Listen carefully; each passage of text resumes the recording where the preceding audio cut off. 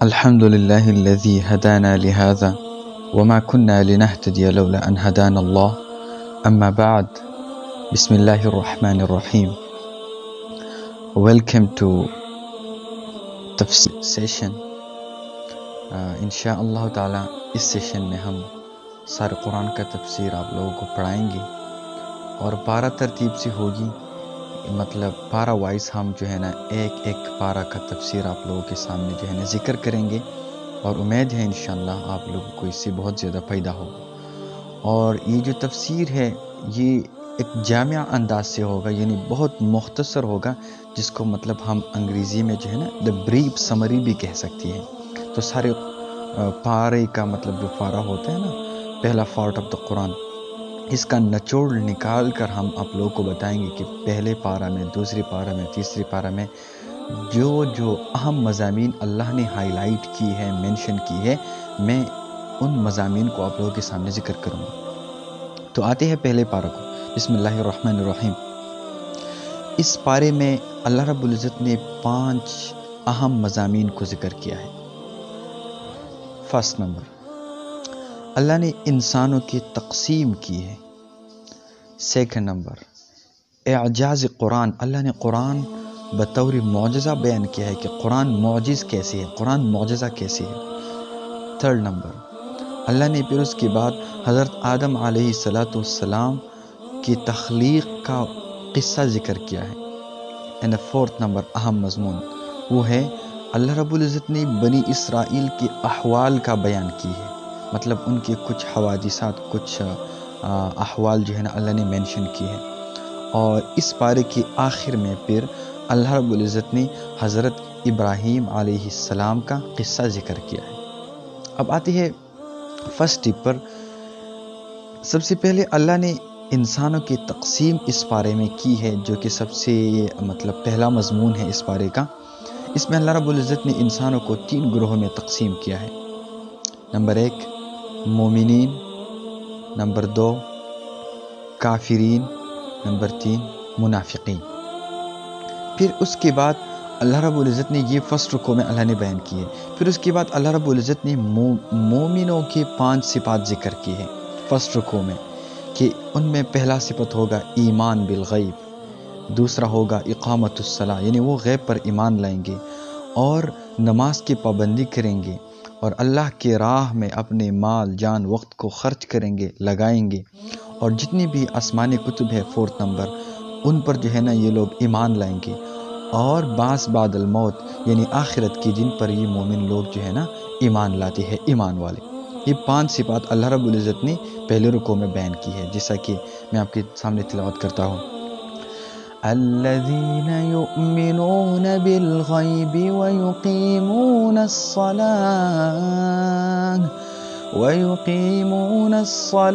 व मिम्मा रज़क़नाहुम युनफ़िक़ून। और इसके बाद जो है ना अगला आयत है, इसमें भी मोमिनों की मतलब कुछ सिफात ज़िक्र है। इसके बाद अल्लाह रब्बुल इज़्ज़त ने कुफ़ार के बारे में ये बताया कि इनकी दिलों और कानों पर मोहर और आंखों पर पर्दा लगाया गया है, यानी मतलब उन लोगों में हिदायत की तलब नहीं है। इसी वजह से ये लोग जो है ना हिदायत से महरूम होगी और इनको हरगिज़ हिदायत नहीं मिल जाएगी। सही हो गया। और फिर अगले रुकू में अल्लाह रब्बुल इज़्ज़त ने मुनाफिकीन का तज़किरा किया है, मतलब मुनाफिक लोगों का तज़किरा किया है और उनकी कुछ खसलतें बयान की है। उनकी कुछ खसलतों में अल्लाह रब्बुल इज़्ज़त ने इस रुकू में ये बयान किया है कि उनका काम है झूठ, धोखा, आदमी शऊर यानी कम इल्मी, क़ल्बी बीमारियाँ मतलब हसद, बुग़ज़, कीना, समथिंग लाइक दैट, और रिया, सफ़ाहत यानी बेवकूफ़ी भी इन लोगों में है, और अहकाम इलाही का मजाक उड़ाना, और फिर उसके बाद फितना और फसाद, ये भी उनकी एक बुरी आदत है मुनाफिकीन की।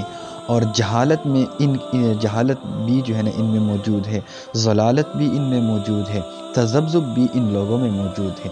تذبذب کا مطلب یہ ہوتا ہے کہ ایک حالت میں اپنے آپ کو جو ہے نا ایمان والے ظاہر کر دیتا ہے جب کفار کے پاس ہوتا ہے، دوسرا حالت آتا ہے تو ان میں جو ہے نا اپنے آپ کو مطلب منافق اور کافر جو ہے نا قرار دیتا ہے۔ تو تذبذب میں ہوتا ہے، مطلب شک میں ہوتے ہیں، کبھی کہتے ہیں کہ میں ایمان والا ہوں، کبھی کہتا ہے میں غیر ایمان والا ہوں۔ تو یہ جو ہے نا پہلی بات ہوئی، انسانوں کی تقسیم اللہ نے ان 3 چیزوں میں کی ہے۔ دوسری بات جو کہ اللہ رب العزت نے ایک اہم مضمون بھی ہے، اللہ رب العزت نے اس بارے میں ذکر کیا، وہ اعجاز قرآن، یعنی قرآن کا معجز ہونا، یعنی قرآن کے کلام کی طرح کوئی بھی جو ہے نا کلام نہیں بنا سکتا۔ دیکھیے جن صورتوں میں قرآن کی عظمت بیان ہوئی ہے ان کے شروع میں حروف مقطعات ہے۔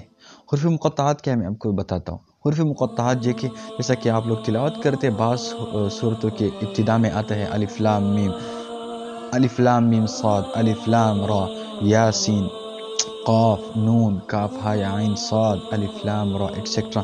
ان حروف کو حروف مقطعات کہتی ہے۔ تو ان حروفوں کا مقصد یہ ہے کہ اللہ رب العزت بتاتا ہے کہ انہی حروفوں سے میرا کلام بھی بنتا ہے اور آپ لوگوں کا کلام بھی ان حروفوں سے بنتا ہے۔ اگر آپ لوگوں میں ہمت ہے، میرا چیلنج قبول کرو اور میرے کلام جیسا کلام بناؤ۔ اور دیکھیں جن صورتوں کی ابتدا میں یہ حروف مقطعات آتا ہے ان صورتوں میں اکثر مضمون جو ہے نا یہ ہوتا ہے کہ اللہ قرآن کا معجز ہونا ثابت کرنا چاہتا ہے کہ یہ قرآن معجز کتاب ہے، آپ لوگ میرے کلام جیسا کلام بنانے سے عاجز ہو۔ تو دوسرا اہم مضمون تھا اعجاز قرآن۔ تیسرا اہم مضمون اللہ رب العزت نے اس بارے میں بیان کیا ہے، وہ ہے حضرت آدم علیہ السلام کا قصہ، جو کہ اس کا تخلیق کا قصہ ہے کہ مطلب اللہ تعالیٰ کا آدم علیہ السلام کو خلیفہ بنایا، جو کہ بہت مشہور قصہ ہے۔ پھر فرشتوں کا انسان کو فسادی کہنا، فرشتوں نے کہا کہ یہ زمین میں فساد کریں گا، کہ ان لوگوں نے ایکسپیرینس کیا تھا جنات کا کہ انسان سے پہلے جو ہے نا اس زمین میں جنات رہتے تھے، اور فرشتوں نے مطلب ان کا جو فساد تھا، جو ضلالت تھا، فتنہ تھا، ان لوگوں نے دیکھا تھا۔ تو ان لوگوں نے قیاس کر کے بتایا کہ اللہ یہ انسان بھی دنیا میں جو ہے نا فساد کرے گا، لہٰذا اس کی تخلیق کا کیا مقصد ہے، مطلب اس کا کوئی فائدہ نہیں ہے، یہ بھی فساد کرے گا۔ پھر اللہ تعالیٰ کا آدم علیہ السلام کو علم دینا، یعنی اللہ تعالیٰ نے آدم علیہ السلام کو بطور امتحان، فرشتوں کا امتحان لینا تھا، ان کو کچھ سکھایا۔ پھر فرشتوں کا جو ہے نا امتحان لیا گیا تو فرشتوں نے اپنے عدم علم کا اقرار کیا کہ ہم لوگوں کے پاس مطلب کچھ علم نہیں ہے سوائے ان علم کے جو اللہ رب العزت یا ربی آپ نے ہمیں سکھایا ہے۔ پھر فرشتوں سے آدم علیہ السلام کو سجدہ کروانا، پھر اس کے بعد یعنی اللہ نے حکم کیا فرشتوں کو کہ آپ جو ہے نا آپ لوگ آدم علیہ السلام کو سجدہ کرو، اور پھر اس کے بعد شیطان کا انکار کرنا، پھر اس کے بعد شیطان کا مردود ہونا اور ہمیشہ ہمیشہ کے لیے ناکام ہونا اور ضلالت میں مبتلا ہونا۔ تو یہ قصہ آدم علیہ السلام کا جو قصہ ہے، ان قصے میں جو ہے نا یہ چیزیں اللہ نے مینشن کی ہیں۔ اور اس کے بعد جو ہے نا جنت میں آدم اور حوا علیہ السلام کو مطلب جنت میں آدم اور حوا علیہ السلام کا رہنا، پھر اس کے بعد شیطان کا ان دونوں کو بہکانا، دھوکہ دینا، اور پھر انسان کو خلافت عرضی عطا ہونا، یعنی زمین کی خلافت اللہ رب العزت نے شیطان کو شیطان کے بہکانے کے بعد اللہ رب العزت نے پھر آدم علیہ السلام کو اس زمین کی خلافت عرضی عطا کیا۔ فورتھ نمبر چیز جو کہ اللہ رب العزت نے اس بارے میں منشن کیا، وہ ہے بنی اسرائیل کی احوال۔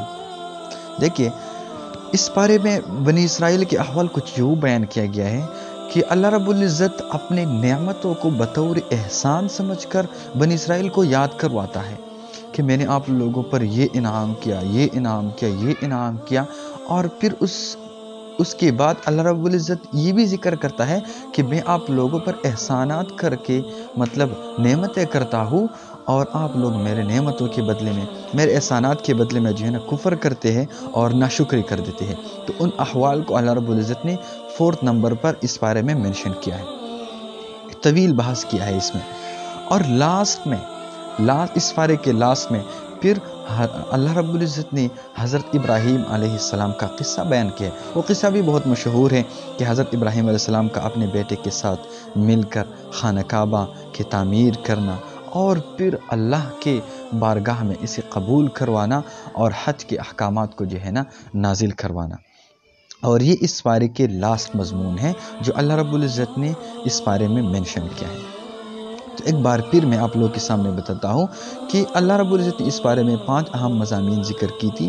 ایک تھا اقسام انسان، اللہ رب العزت نے انسانوں کی تقسیم کی ہے اس بارے میں 3 کیٹیگریز، منافق، مومن اور کافر، اور پھر ان تینوں کے جو ہے نا کچھ خصلتیں بیان کی ہے، صفات بیان کی ہے۔